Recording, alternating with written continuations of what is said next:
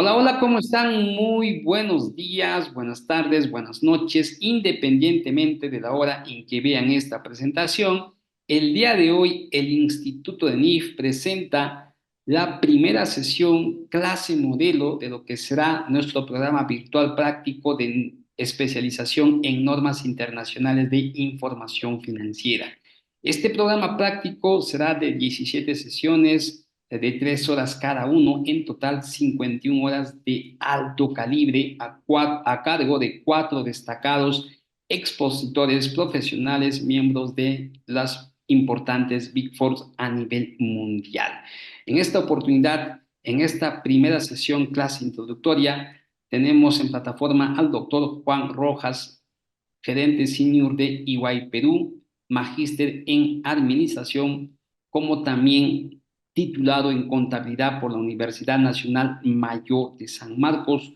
Cuenta con más de 12 años de experiencia asesorando a empresas nacionales y multinacionales en los sectores de energía, recursos naturales e industrial.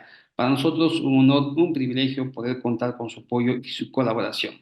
Doctor Juan, ¿cómo está? Muy buenas noches. Tiene usted el micrófono habilitado. Iniciamos con esta primera sesión clase modelo de lo que será nuestro programa de alta especialización en normas internacionales de información financiera. ¿Qué tal? Buenas noches. Gracias por la presentación. Agradecerle a todos por el espacio para poder compartir una parte de los conocimientos respecto a las NIF que hemos podido acumular nosotros los expositores a lo largo de nuestros años de experiencia profesional.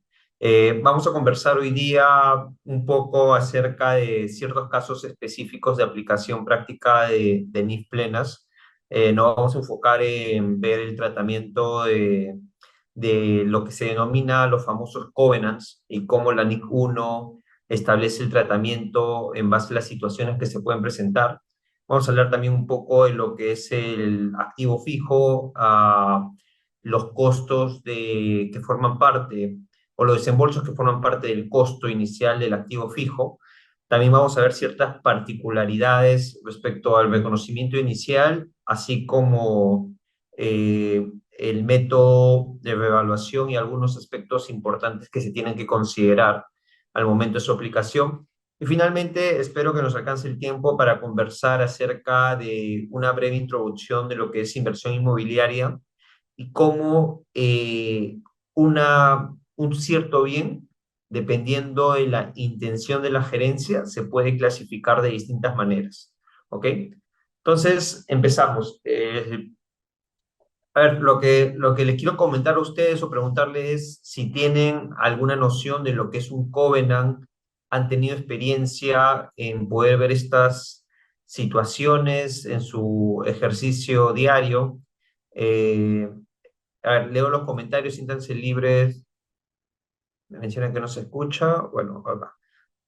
Ok, acá dice, covenants son indicadores, perfecto, ok. ¿Alguien ha tenido eh, el escenario en qué sucede cuando un covenant o un indicador no se llega a cumplir? ¿Cuál es el efecto que se da en los estados financieros? O si en el peor escenario no hubiese algún efecto, ¿cómo es que se tiene que revelar en notas a los estados financieros?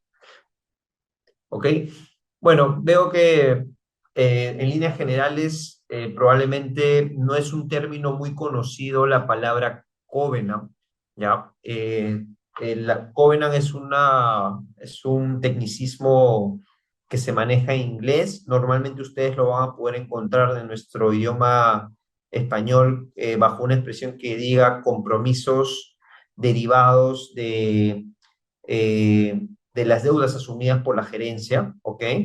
Eh, pero, a ver, hagamos una introducción y de ahí veamos cuáles son estos casos que tiene la NIC 1 vinculado a esta situación, ¿ok? A ver, ¿qué son los covenants?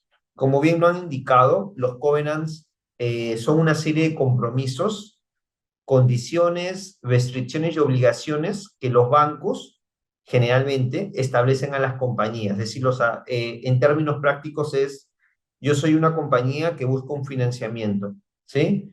voy al mercado, generalmente cuando son financiamientos muy importantes, y en algunos casos cuando son financiamientos internacionales, llámese como emisión de deuda, de bonos, o llámese financiamientos, los denominados préstamos sindicados. ¿Qué sucede en el escenario de un préstamo sindicado?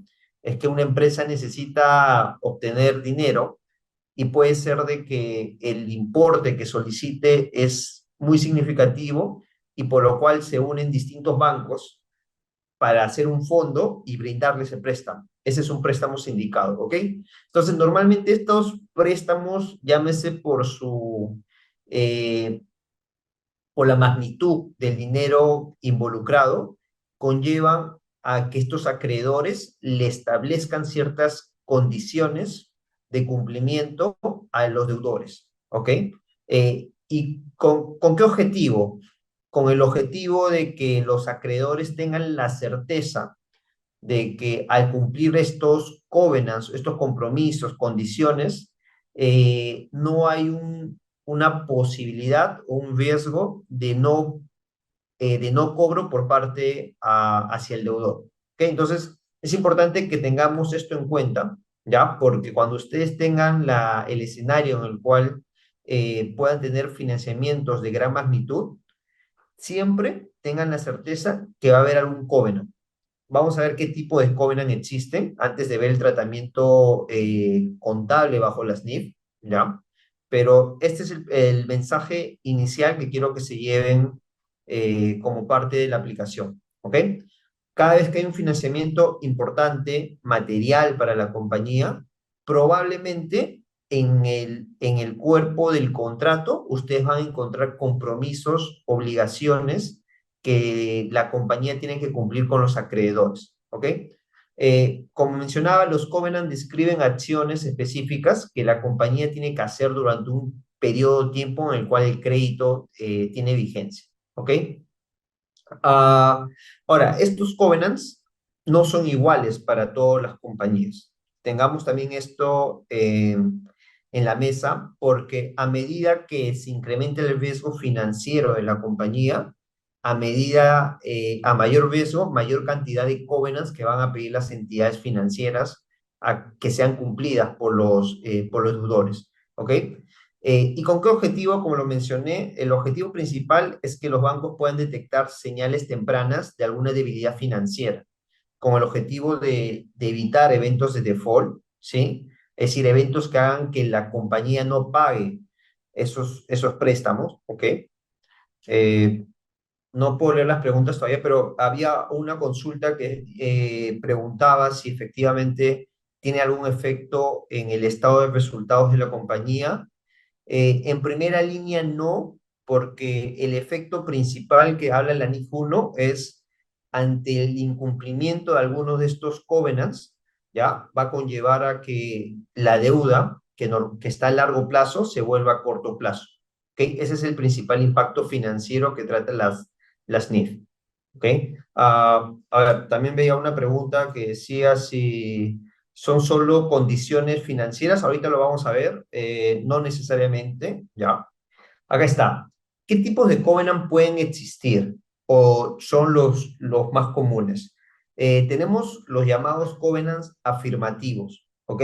¿Qué significa? Que son compromisos que la compañía debe llevar a cabo, ¿ok? Los llamados covenants negativos, que son restricciones que la compañía no debe efectuar, y los denominados financial covenant o los covenants financieros, que son indicadores financieros que se deben cumplir en ciertas mediciones de tiempo que especifique el acreedor. ¿Ok? Ahorita vamos a ver ejemplos de cada uno de ellos, pero el mensaje principal acá que quiero que nos llevemos es, los covenants no solo son covenants financieros, son los más comunes y son los que generalmente conllevan a incumplimientos, ¿sí?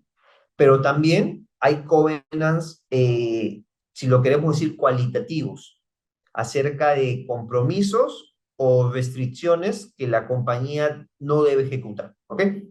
A ver, a nivel de los covenants afirmativos, ejemplos de covenants afirmativos. Por ejemplo, invertir las utilidades en el negocio para asegurar una estabilidad de crecimiento durante un periodo determinado de tiempo. ¿Ok? Quiere decir que al firmar el contrato, nosotros nos comprometemos con el banco de que cuando hay utilidad, ¿sí? Se tiene que invertir esa utilidad en el negocio en lugar de repartirlo a través de dividendos. ¿Ok? Otros covenants afirmativos que son comunes en esta clase de transacciones son la entrega de información financiera de manera trimestral, anual, incluso que ésta sea auditada, dependiendo del grado del préstamo que esté involucrado. ¿Ok? El cumplimiento puntual de las obligaciones legales y contractuales, llámese las presentaciones de las declaraciones ante la administración tributaria, y mantener asegurados los bienes activos financiados. ¿Ok? Esos son covenants afirmativos. Los covenants negativos son aquellos, como habíamos visto en la definición, de que se espera que la compañía no los ejecute, es decir, acciones que la compañía no debe llevar a cabo, restricciones. Por ejemplo, evitar que la compañía adquiera más deuda. Sí, puede ser un covenant restrictivo, a menos que tengan la autorización de los acreedores, ¿sí? Restricción en el pago de dividendos accionistas. Es muy común que cuando sean estas situaciones de préstamos garantizados por covenants, en el periodo del tiempo que dura el préstamo, se ponga un covenant restrictivo de que no se va a dar la distribución de dividendos, ¿sí? Por ejemplo, no vender activos o líneas de negocio que puedan conllevar a que la compañía disminuya las operaciones y por ende las utilidades que estas generan, restricciones sobre incremento de gastos administrativos y restricciones en fusiones, adquisiciones, etc. ¿Ok? Eh, También es muy común en estas transacciones de que el prestamista pida un informe de alguien independiente a la compañía respecto al cumplimiento de los covenants, tanto los covenants financieros como los covenants cualitativos que estamos conversando. Entonces, aquí también el mensaje es, eh, cuando ustedes tengan esta situación, tengan por seguro que puede haber la posibilidad de que adicional a presentar un informe auditado de los saldos financieros, tengan que presentar un informe acerca del cumplimiento de los covenants, ¿sí? ¿Ok? Eh, bueno, y los conocidos o los muy denominados los covenants financieros son medidas que establece el acreedor que se tienen que cumplir a la fecha de medición de cada cierto tiempo. Por ejemplo, puede ser en la práctica, estas mediciones son trimestrales y de manera anual, y son tales como el indicador financiero deuda entre patrimonio, que no supere, por ejemplo, dos veces este indicador, ¿no? Entonces, en la práctica esto quiere decir que estamos en un escenario que es 66% deuda y 33% patrimonio. Entonces, por encima de eso, ya es un endeudamiento alto y al banco o al acreedor le preocupa de que esto se incremente, por eso lo considera como un covenant financiero a cumplir, ¿no? Otro muy conocido es la cobertura del servicio de deuda, ¿sí? Que la fórmula estándar de cálculo es la utilidad operativa entre los gastos financieros, ¿sí? Finalmente, la deuda bancaria entre el EBITDA, ¿ok? Que esto es el EBITDA, que es el que normalmente conocemos, ¿sí? Pero acá hay un mensaje muy importante que debemos tener en cuenta. No solo tenemos que guiarnos acerca de la denominación del covenant financiero, ¿sí? Sino también es importante que tengamos consideración que cada covenant financiero es customizado a la naturaleza de los deudores. Entonces, al momento que ustedes tengan la oportunidad de tener un covenant financiero, tienen que solicitar el contrato original para evaluar en sí cuál es la determinación de cada covenant financiero. Yo he tenido la oportunidad de ver ciertos casos en el cual la deuda bancaria entre el EBITDA es una fórmula distinta porque al EBITDA se le consideraba ciertos gastos adicionales a los que comúnmente se conocen, ¿ok? Y eso estaba establecido en el contrato y era una medida de cumplimiento. ¿Y por qué se daba esto? Porque la compañía estaba en una etapa inicial de crecimiento, eh, y el riesgo era mucho mayor al cual si el préstamo lo hubiese obtenido una compañía con una madurez financiera, y con un punto de equilibrio ya alcanzado. ¿Sí? A ver, hasta aquí dice, es necesario hacer algún tipo de provisión por los covenants y sería una auditoría complementaria. Ok, perfecto. A ver, respecto a la primera pregunta, eh, el efecto financiero que vamos a ver en unos minutos sucede cuando no se cumple el covenant, ¿sí? Y lo vuelvo a decir, el efecto financiero principal es que la deuda se tiene que clasificar a corto plazo, si lo quieren ver de esta manera. Ahora, ¿qué conlleva clasificar una deuda a corto plazo? En la mayoría de los casos conlleva a que el indicador de liquidez disminuya y se vuelva negativo. Y por ende, al volverse negativo, esto puede ser un indicio de empresa en marcha. Ustedes acuérdense de que tal como lo establece la NIC 1, los estados financieros están en base al principio de empresa en marcha, ¿sí? Entonces, al tener esta situación, el principio de empresa o el supuesto de empresa en marcha ya cambia y tiene que haber una evaluación adicional por parte de la compañía y un sustento de posibles escenarios en base a proyecciones financieras. Entonces, eh, a ver, en mi experiencia sucede que no muchas veces las compañías no quieren clasificar esta deuda de largo a corto plazo porque conlleva todo este escenario, y acuérdense de que muchas de estas compañías presentan informaciones auditadas a los mercados públicos. Al darse esta situación, al tener un capital de trabajo, un indicador de liquidez negativo, los inversores, incluso los otros acreedores, pueden ejecutar de manera anticipada ciertas condiciones financieras. ¿Ok? A ver, respecto a ver, a las consecuencias del incumplimiento de la deuda bancaria entre el EBITDA, ¿ok? Eh, Generalmente, acuérdense de que el EBITDA, el cálculo estándar que se conoce son las utilidades antes de intereses, impuestos, depreciación y amortización. O sea, ¿qué quiere decir esto? Que en la práctica es lo que la compañía genera como un flujo directo, ¿sí? Entonces, acá lo que viene a tener deuda bancaria entre BIC de decir, oye, ¿cuántas veces yo puedo pagar mi deuda bancaria en función a lo que genero en el año? ¿Sí? Entonces, lo que busca el banco es que esto sea no mayor a cierto importe, porque ¿qué quiere decir? De que a medida de que esto aumenta, quiere decir que me estoy sobreendeudando y tengo menos capacidad de pago directo. ¿Sí? Ok, entonces ahora vamos a ver el tema de bajo NIF, qué es lo que sucede en este escenario. ¿Sí? A ver, eh, tenemos dos escenarios. Ok, supongamos, tenemos nosotros unos covenants que están en los contratos firmados, lo hemos revisado, evaluado, ¿sí? Y bajo este escenario vemos de que se da un incumplimiento. Entonces, ¿qué es lo que puede suceder? Mediante este incumplimiento se puede llegar a una renegociación del financiamiento, ¿sí? Los bancos pueden solicitar garantías adicionales, pueden incrementar la tasa de interés, o pueden incluso, dependiendo de las negociaciones, flexibilizar los covenants, ¿sí? Considerando nuevas condiciones financieras. Entonces, en ese escenario, los bancos brindan los famosos waivers, que ustedes van a escuchar mucho en esta transacción.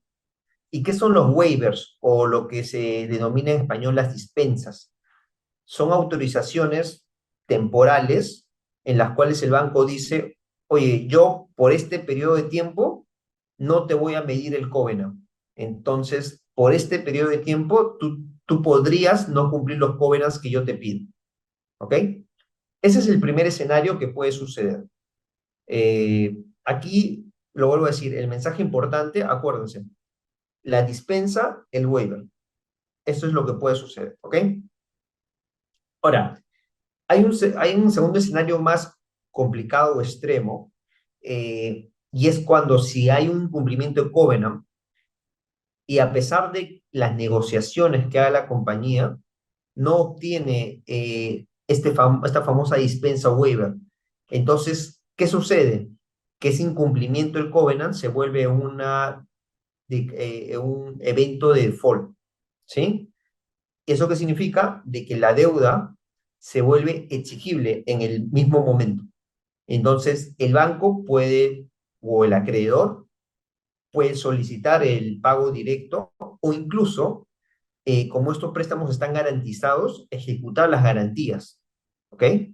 Eh, Obvio que este no es el escenario que buscan los bancos, ¿sí? Porque le conviene más tener un activo que le genere el retorno de intereses en el largo tiempo, pero puede darse estas situaciones. Entonces, hasta resumir aquí, que es la base teórica de lo que vamos a ver ahorita en la práctica, ¿sí? Es importante que tengamos las bases sentadas, porque ahorita que hablemos de los efectos de cada una de estas situaciones, vamos a poder ver cuál es el tratamiento bajo NIC 1, ¿ok?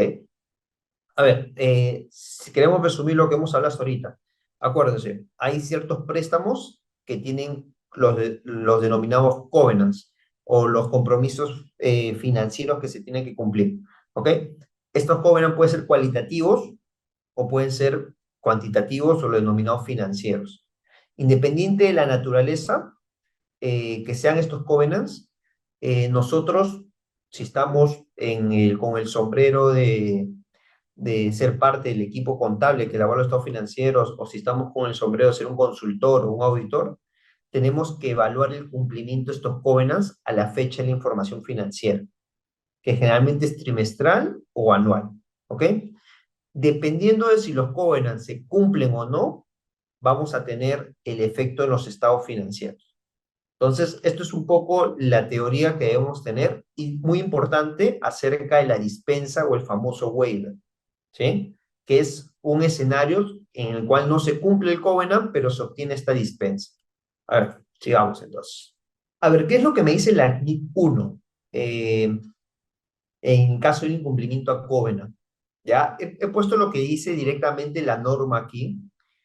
Ustedes van, cuando lo lean, en cierta medida parece como un trabalengua, ya, pero es importante que tengamos la base teórica ahorita para ver la base práctica, ¿ok? Para la NIF 1, para la norma, lo más importante es eh, la capacidad o sea, ¿quién tiene la decisión de diferir esta obligación? ¿Ok? Eso es lo más importante. Se basan en dos temas vitales. ¿Quién puede diferir la liquidación, o sea, el pago de esa deuda, y por el periodo de 12 meses, al menos? ¿Ok? Eh, entonces, ¿qué es lo que te dice? Dice, si la entidad tiene derecho a diferir el pago de esta deuda por lo menos 12 meses después del periodo sobre el que se informa, ¿sí? Lo puede dejar como largo plazo, ¿ok? Aquí lo importante es, después del periodo sobre el que se informa. ¿Qué quiere decir? Esta norma o esta parte de la norma, por su naturaleza, es muy cuadriculada y es lo que sucede en la práctica. ¿Qué es eso en blanco y negro? Quiere decir, oye, yo tengo que tener esta facultad de diferir el pago antes de la fecha de presentación de los estados financieros. ¿Qué quiere decir?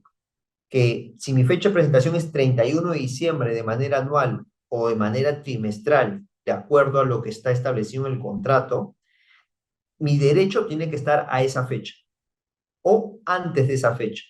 No puede estar posterior ni fechado con una fecha que se indique en el documento con una aplicación retroactiva, nada. Tiene que decir bien claro la fecha de medición de los estados financieros. ¿Ok? Ah, a ver, ¿qué es otro? Y esto es lo que menciona en los siguientes acápites. ¿No? Dice, si es que cumple esas condiciones, se va a clasificar como largo plazo, ¿ok? ¿Sí? Pero si la entidad no tiene este derecho, no tendrá en cuenta la refinanciación potencial y la obligación se clasificará como corriente o de corto plazo.